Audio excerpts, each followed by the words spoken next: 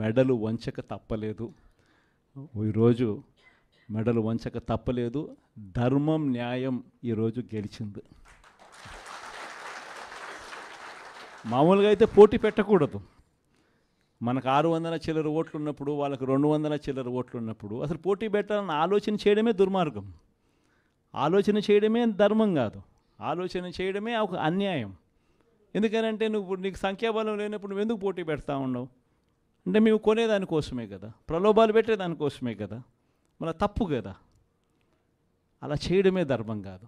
కానీ అలాంటి మనిషి అలా చేయడం తన నైజం. ఆ మనిషి తన అదే మాదిరిగానే చేసినా కూడా వైఎస్ఆర్ కాంగ్రెస్ పార్టీ కార్యకర్తలందరూ కూడా, నాయకులందరూ కూడా ఒక తాటి మీద గట్టిగా విలువలకు, విశ్వసనీయతకు గట్టిగా నిలబడ్డారు కాబట్టి ఆయన తల వంచక తప్పలేదు. మేనిఫెస్టోలో ఏదైతే మనం చెప్పామో ఎక్కడా కూడా మాట తప్పల. మేనిఫెస్టోను మొట్టమొదటిసారిగా చెత్తబుట్టలో వేసే పరిపాలన నుంచి మొట్టమొదటిసారిగా విశ్వసనీయత అన్న పదానికి అర్థం చెబుతూ మేనిఫెస్టోను ఒక బైబిల్గా, ఒక ఖురాన్గా, ఒక భగవద్గీతగా భావిస్తూ ఒక కొత్త నిర్వచనం చూపిస్తూ ఎన్నికల్లో విశ్వసనీయత అన్న పదానికి అర్థం చెబుతూ మనకు ఎన్ని సమస్యలున్నా కూడా చంద్రబాబు నాయుడు ఈ పొద్దు ఏ సమస్యలు లేకపోయినా కానీ సమస్యలు ఉన్నట్టుగా దాన్ని చిత్రీకరిస్తూ ఉన్నాడు. కానీ నిజం చెప్పాలనంటే మన ప్రభుత్వం అధికారంలోకి వచ్చినప్పుడు ఒకవైపున చంద్రబాబు చేసిన అప్పులు ఉన్నాయి, ఆ అప్పుల మీద వడ్డీలు ఉన్నాయి. ఆ వడ్డీలకు తోడు కోవిడ్ అనే మహమ్మారి కూడా మనం పరిపాలన చేసేటప్పుడు కూడా మనకు తాండవిస్తూ ఉన్న పరిస్థితులు.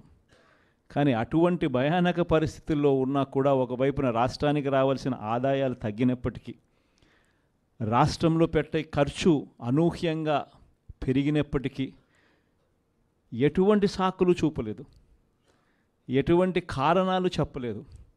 ఈ వైట్ పేపర్లని, ఇంకొకటని గత ప్రభుత్వం మీద నిందలు మోపి, కోవిడ్ మీద నిందలు మోపి ప్రజలకు చేయాల్సింది చేయకుండా పోయే కారణాలు ఏ వద్దు చూపించలేదు. ఎన్ని కష్టాలున్నా కూడా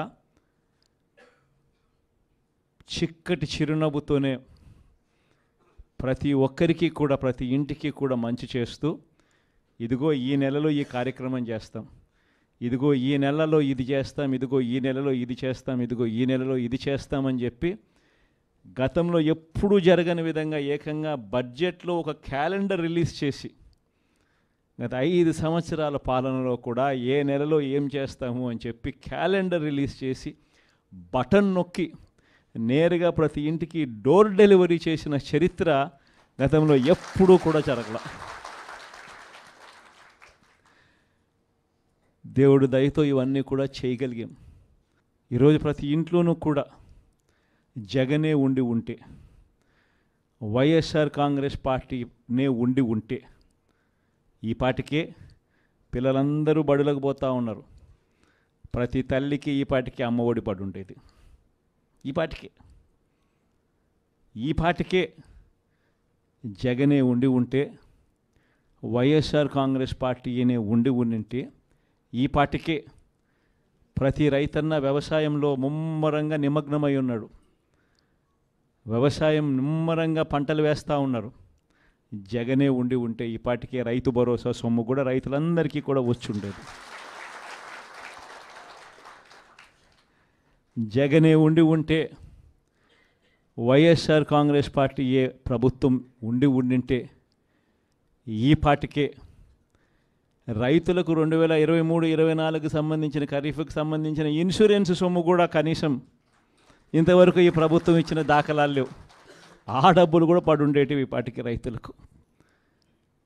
జగనే ఉండి ఉంటే, వైఎస్ఆర్ కాంగ్రెస్ పార్టీనే ఉండింటే ఈ పాటికే పిల్లలకు విద్యా దీవెన కింద ప్రతి 3 నెలలకు ఒకసారి ఫీజు రీయింబర్స్మెంట్ కింద వాళ్లకు పడే ఫీజులు ఆ తల్లుల ఖాతాల్లోకి ఈ పాటికే నేరుగా పడుండేటివి. అదే తల్లుల ఖాతాల్లో పడాల్సిన ఫీజు రీయింబర్స్మెంట్, విద్యా దీవెన మామూలుగా ప్రతి 3 నెలలకు ఒకసారి, ప్రతి త్రైమాసికానికి అయిపోయిన వెంటనే ఇచ్చే పరిస్థితుల నుంచి ఇప్పటికే 2 త్రైమాసికాలు దాటిపోయాయి. ఇంతవరకు విద్యా దీవెన డబ్బులు ఇంతవరకు ఇవ్వడంలా.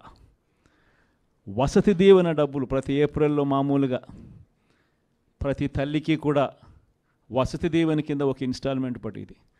ప్రతి పొదుపు సంఘంలో ఉన్న అక్క చెల్లెమ్మకు 0 వడ్డీ కింద ప్రతి ఏప్రిల్లోనే మామూలుగా అయితే 0 వడ్డీ డబ్బులు పడుండేటివి. అవి కూడా పడకుండా పోయాయి. మత్స్యకార భరోసా పడలేదు, నేతన్న నేస్తం పడలేదు, వాహన మిత్ర కింద కూడా పడాల్సిన సొమ్ము కూడా మామూలుగా జగనే ఉంటే ఇవన్నీ కూడా సాఫీగా జరిగి ఉండేటివి. ఈరోజు ఏం జరుగుతూ ఉంది? ఒక్కటి కూడా పడకపోగా జరుగుతూ ఉన్న దారుణాలు ఏమిటి అని అంటే, చదువుల రంగమే తీసుకుంటే అప్పుడే టోఫుల్ అనే ఇంగ్లీష్ మీడియం, టోఫుల్ అనే సబ్జెక్టు, టోఫుల్ అనే పీరియడ్ పిల్లలకు గొప్పగా ఇంగ్లీష్ నేర్పించే సబ్జెక్టు, గొప్పగా వాళ్ళు ఇంగ్లీష్లో మాట్లాడే పరిస్థితి ఉండే టోఫుల్ అనే పీరియడ్ను ఎత్తేసినారు. ఇంగ్లీష్ మీడియం చదువులు ఇక గవర్నమెంట్ బడుల్లో మామూలుగా బాగా జరుగుతాయి అన్న ఆశ పక్కకి నెట్టేశారు. గోరుముద్ద ద్వారా రోజుకొక మెనూతో చిన్న పిల్లలకు పెట్టే భోజనం ప్రశ్నార్థకం అయ్యింది. డిసెంబర్లో పిల్లలకు అందరికీ కూడా 8వ తరగతి పిల్లలకు ట్యాబులు ఇస్తారా అన్నది ఇంతవరకు ఆర్డర్లే ఇవ్వలేదు. అది కూడా ఒక క్వశ్చన్ మార్కే. ఇవన్నీ కూడా అప్పుడే విద్యారంగంలో మొదలైపోయి అన్నీ కూడా ప్రశ్నార్థకం. హెల్త్కి సంబంధించి, ఆరోగ్య రంగానికి సంబంధించి చూస్తే ఆరోగ్యశ్రీ బకాయిలు 1800 కోట్లు దాటాయి. ఇంతవరకు రూపాయి ఇచ్చిన దాఖలాలు లేవు. హాస్పిటల్స్ పరిస్థితి ఎలా ఉంది అని అంటే, ఇంతకుముందు డాక్టర్లు లేని కొరత, 0 వేకెన్సీ పాలసీ అనేది తీసుకొచ్చి డాక్టర్లు లేని కొరత ఏ గవర్నమెంట్ హాస్పిటల్లోనూ ఉండకూడదు అన్న పరిస్థితి నుంచి ఈరోజు డాక్టర్లు ఎక్కడ ఉన్నారు అన్న పరిస్థితిలోకి ఈరోజు గవర్నమెంట్ హాస్పిటల్ వెళ్ళిపోయాయి. ఆరోగ్య ఆసరా కనిపించడం లేదు. 104, 108 బిల్లులు లేవు. హాస్పిటల్లో డాక్టర్లు లేరు, మందులు లేవు, పరిశుభ్రత హాస్పిటల్లో అంతకన్నా కూడా లేని పరిస్థితి. ఎవడు పట్టించుకునే పరిస్థితుల్లో లేరు. వ్యవసాయం చూస్తామనంటే మళ్ళీ రైతులు ఈరోజు క్యూలలో నిలబడతా ఉన్నారు విత్తనాల కోసం. వ్యవసాయ పరిస్థితి చూస్తే ఫ్రీ ఇన్సూరెన్స్ పోయింది, ఈ క్రాప్ పోయింది, ఉచిత పంటల బీమా కూడా పక్కన పెట్టేశారు. అన్ని రంగాల్లోనూ ఇదే పరిస్థితి. తెలుగుదేశం పార్టీ నాయకుల చుట్టూ జన్మభూమి కమిటీలు అంటూ మళ్ళీ తెలుగుదేశం పార్టీ నాయకుల చుట్టూ, ఆ నాయకులు ఎక్కడున్నారో మళ్ళీ ప్రజలు వాళ్ళ దగ్గరికి వెళ్ళాల్సిన దుస్థితిలో ఈరోజు మళ్ళీ పాలన సాగుతూ ఉంది. గవర్నెన్స్ అన్నది పూర్తిగా ఎక్కడికి పోయిందో తెలియడంలో, లా అండ్ ఆర్డర్ అయితే నేను చెప్పాల్సిన పనుల, రెడ్ బుక్ పాలన సాగుతూ ఉంది. గ్రామ స్థాయిలో కక్షలను ప్రోత్సహించకూడదు అన్నది పక్కన పెట్టేసి, గ్రామ స్థాయిలో ప్రోత్సహిస్తూ మీరు చేసుకోండి, వెనకాల పోలీసులను మేము చూసుకుంటాము అని చెప్పి రెడ్ బుక్ పాలనతో ఈరోజు లా అండ్ ఆర్డర్ను పనంగా పెట్టి ఈరోజు పాలన సాగిస్తూ ఉన్నారు. దిశ యాప్ ఏమైందో ఎవరికి తెలియడంలా. ఇంతకుముందు ఏ అక్క చెల్లెమ్మ ఆపదలో ఉన్నా కూడా దిశ యాప్ ఫోన్లో బటన్ నొక్కితే చాలు 10 నిమిషాల్లో పోలీసు వాళ్ళు వచ్చి ఆ అక్క చెల్లెమ్మకు తోడుగా ఉండే